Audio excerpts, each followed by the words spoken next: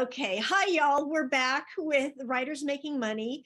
Lose the ego, tap into your talent, and bring in cash in these weird ass apocalyptic times. And today I get to talk to Jessica Burrell. And Jessica is a leadership and business coach, transformational leadership facilitator, and she's CEO of Amplify Your Vision Agency. So visionary coaches and community leaders hire Jessica and her team to help get them feeling more on fire with their own businesses. And we're doing something really shocking. She's turning the tables on me. And we're going, and she's going to interview me. And what I'm going to say, Jessica, is be gentle. I don't think, hi, of course. And let's go there. Let's go to those places. Yeah. And I love this idea, Dawn. You've been pouring into these incredible speakers over your summit. I mean, incredible speakers. And, when you and I were talking the other day, and I said, you're incredible. Everyone gets to hear about Dawn DeKaiser and all of the magic you're bringing into this world. Let me interview you. Come on, let's do it. It'll be fun. So thank you for playing along. And I think that the viewers are in for a treat. So buckle up. Let's dive in. Sound good. Yeah. So let's start with the summit. Let's talk about this, writers making money. Right. Yes. I love this title. And I really want you to dive in with us and why this summit, why this title, why does it matter for writers to be making money? Yeah. Well, thank you for asking that. I was motivated to put this together because over the last few years, I've had a lot of my writer friends and creators contact me and say, I'm in between jobs and I just don't even know what to do at the moment. And I had already started on this information search last year. And I said, there's so many ways that you can do e-commerce and list building. And for me, the important part of all this was that over the course of my long career, my financial journey was very scattered. I had a business manager at one point, and I paid commission to managers and agents. And I had a bookkeeper and a CPA, and none of those entities made sense to me. Mm-hmm. So as many of us creatives do, I backed away. I just thought, it'll take care of itself. Mm-hmm. It'll just, we'll figure it out. They've got that covered. Maybe my CPA knows about entertainment tax deductions, which, by the way, no, she did not.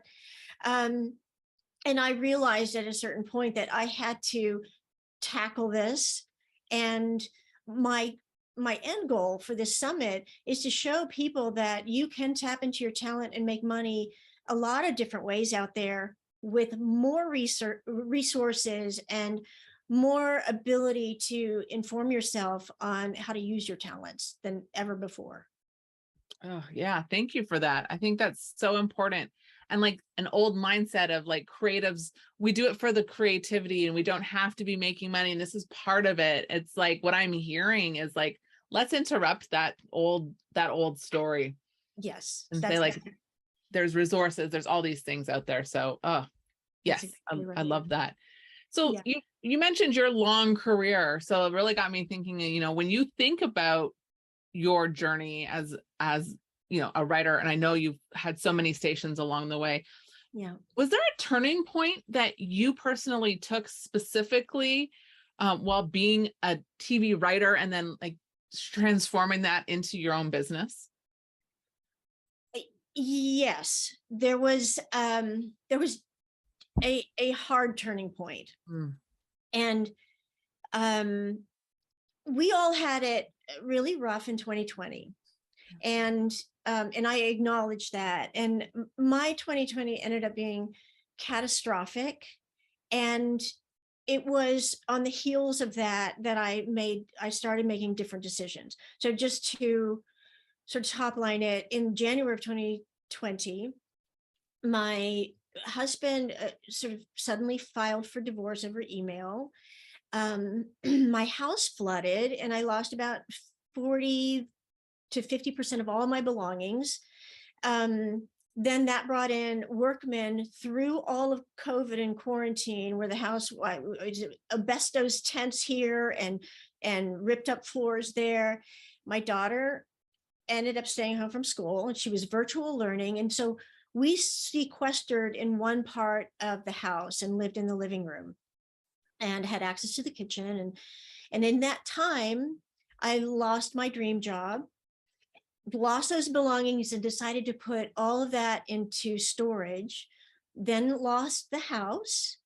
And we decided to spend a few months up in Woodstock, New York with some friends. And it was wonderful. And it was the fall in New York. It was really lovely.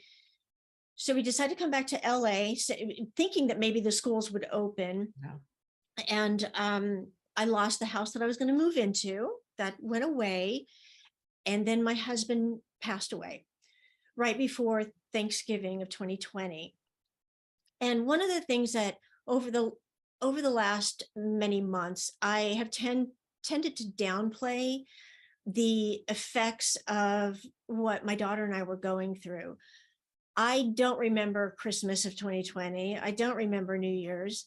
We spent many months. We went to a month-to-month apartment rental. It was fine. And it was just about sort of getting our bearings again. And by June of 2021, we had my husband's memorial. And then we came back to LA, settled in, and got ready for her to actually be in person in school. Yeah. And it was then that I thought, okay, I'm going to build a business. And what I meant by building was to distract myself from everything, from life and everything. And I did a real deep dive into talking to business coaches and money coaches, and I did leadership training, and I was really trying to figure out what that turning point was going to look like, because it definitely needed to turn. And that's when I started discovering I want to create my own business. I want to be able to share the 30 years as a TV writer with others. And that's what has started me into creating Story Lab Pro, which is where I am now. Yeah. Thank you for sharing that. Oof. Yeah. And I acknowledge you, like that's a lot to go through. And, and like blow after blow after blow. And so thank you for sharing that, because a lot of times when we don't share a story, people are like, oh, Dawn's so successful and look at her putting herself out there, and she's putting a summit and she's growing her business. Yeah. And it's really important to know, like, what were the steps and those obstacles that you really did overcome.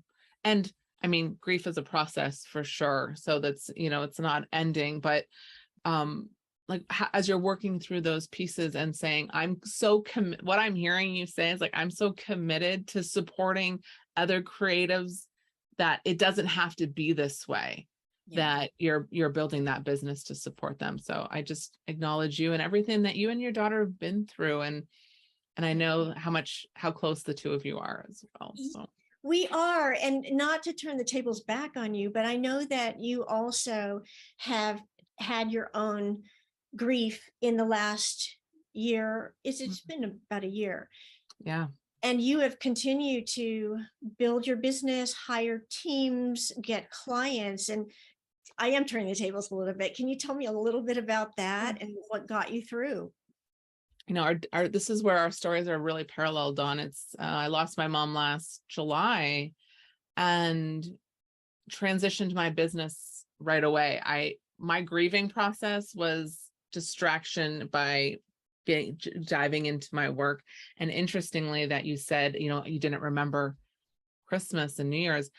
Most of last year, people will pull up points, and I'm like, I don't remember. I was in survival mode a lot of last year. And I was like actively doing things. So I'd watch other recordings, but what really kept me going forward was my vision. I know you talk a lot about that too. And building a team and saying, hey, wait, number one, I don't want to do this alone anymore.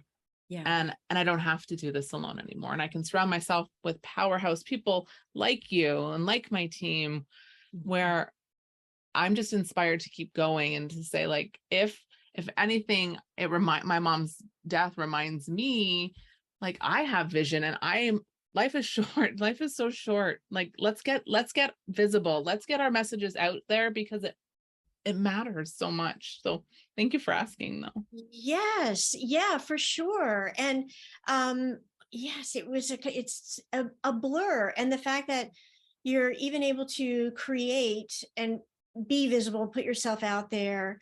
What I found in the aftermath was Yeah. that the questions that I was asking myself had changed radically. And Mm. one of the biggest questions was, how am I going to provide for myself and my daughter? Yes. And this led me down the path of building generational wealth, something I'd never even thought of, leaving a legacy. And all of this has been, you can't do any of that unless you step forward and stick Show your up. neck out. Yeah, show up. Showing up for it. And I think that's the thing. Like, what would you say? So, like, I'm hearing, like, getting back out there, being visible is the challenge. Like, when we all hit obstacles, we all hit an obstacle. We all grieve a loss of something. Maybe it's a person, maybe it's a circumstance, maybe it's the house, like all of those things, is all grief. So how do you be in those obstacles? How did this work for you, saying, like, here I am, I'm committed to this business, I have this vision? How do you then start to put yourself out there, even if it was hard? It was hard. It was so uncomfortable. Mm-hmm. Oh, one of the things that I learned in the coaching was when you're out of your comfort zone, oh, that's when breakthroughs happen. And I can tell you, I have been out of my comfort zone all this time. It's so I would love to be really quiet and be a shut in and stay at home and order groceries in, which is kind of what I do, half the time.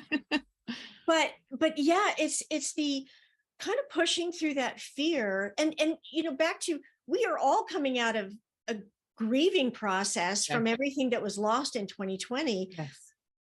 And for me, I would say for others, it's just acknowledge that you're fearful of putting yourself out there. I'm very worried about judgment, and then I think, of course I'm going to be judged. I've had haters in the past, and you know what, there is nothing out there anymore that can hurt more than the past 2 years.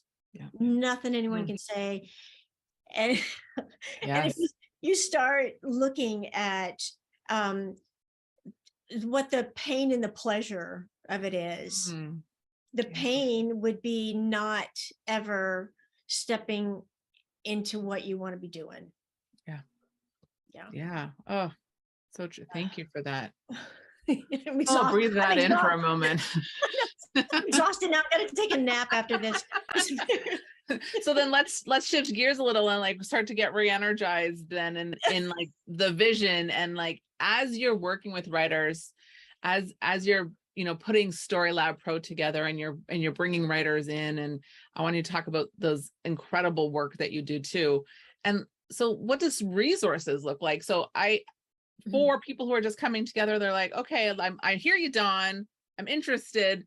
And, like, what would a next right step for writers and creators to take? Yes, that's a good question. I think this may be the first time in the summit that we're actually answering that on point. And that is the next steps. There are many next steps. One is to decide, outside of your identity as a writer, maybe you're a big shot writer, maybe you're upper to mid to upper level writer already, is like, let some of that identity go and figure out, all right, you have a talent. As writers, we can do copywriting, we can do website writing, we can do all sorts of writing that actually brings in money. And a lot of it has to do with just setting that ego aside And there's also so many resources, like there are master classes for free, there are summits for free, there are speakers that are willing to give their time and energy to help you decide what you're going to, basically what you're going to be. Yeah. And I will have in the emails that go out, I will have a lot of resources and sites to go to that can kind of get you on your way. And that brings me to this one story. Many months ago, a friend of mine who's a successful TV writer, he contacted me and he said, I'm having a hard time. I haven't worked in a long time. And I said, I remember when we were on staff together, you had the most incredible stuffed animal. It's like really funny, dark and cool look at stuffed animals. And I said, what if you were to put those on Shopify? And his first thought was, well, I don't want to actually go into production with them. I said, but the drawings were so amazing. So he decided to put the drawings on t-shirts and sell them on Shopify. And he has a storefront there. That's passive income. That's what we're looking for, is a way to just keep that money working for us when we're not working. Oof. And that's like, you're speaking my language. Like that's scaling, right? That's starting to go, okay, like I'm one-to-one, or I coach writer. Like I know you coach writers, but it's like, how do you then start to one-to-many your skill set and say, how do I reach a bigger audience? How do I, writing or otherwise, but how do I start to reach a bigger audience with what I'm up to and what I'm passionate about, and people obviously love and are excited about? Yeah, that's right. That's right. The scalability of an idea, and that will generate the passive income that you want to be able to set up. All of us are passionate. All of us in any creative industry are passionate. And it's really like when we have that downtime, what do we do with all this passion and drive? And it will take you down if you don't find an outlet for it. Yeah. Experience that for sure.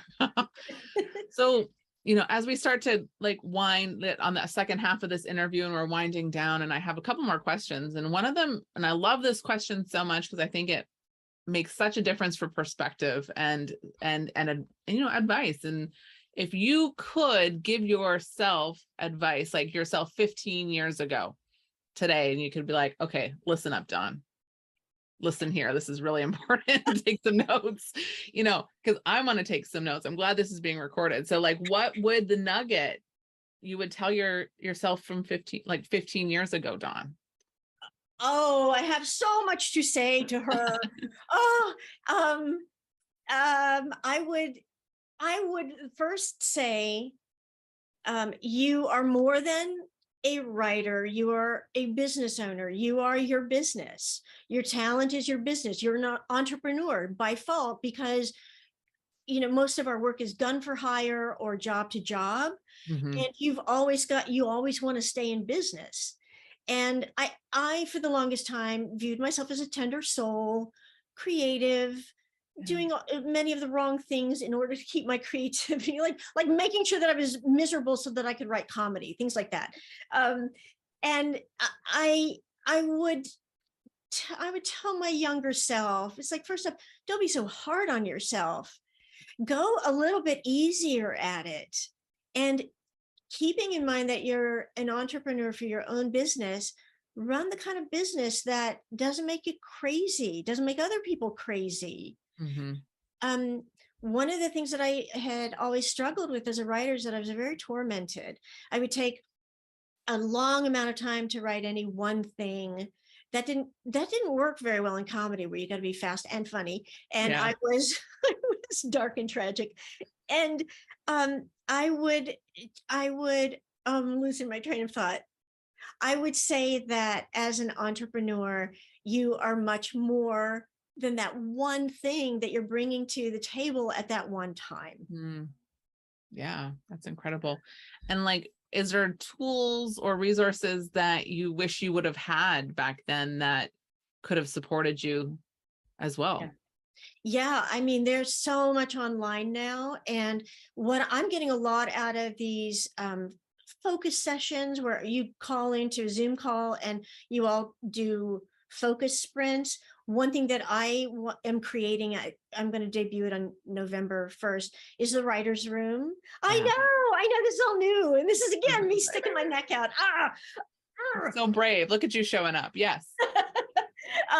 So we're going to start the writer's room, and we'll have 90 minutes of some writing sprints. We'll probably open with, we'll tackle a topic that a lot of us will want to cover. We'll do Q&A. I'm going to bring in guest speakers. I just had this amazing talk this morning with a friend of mine who's, she's a creative director at an ad agency, and she was talking about the trauma and our brain sensors and our neuro emotions, and how we are so fucked up by being on our phones all the time, and what that's doing. I'm going to bring her in. I'm going to bring in other TV writers and producers and directors. So it's going to be a community. And this is something that 15, 20 years ago, we definitely didn't have easy access to. Yeah. So I want to be able to offer that and get people together.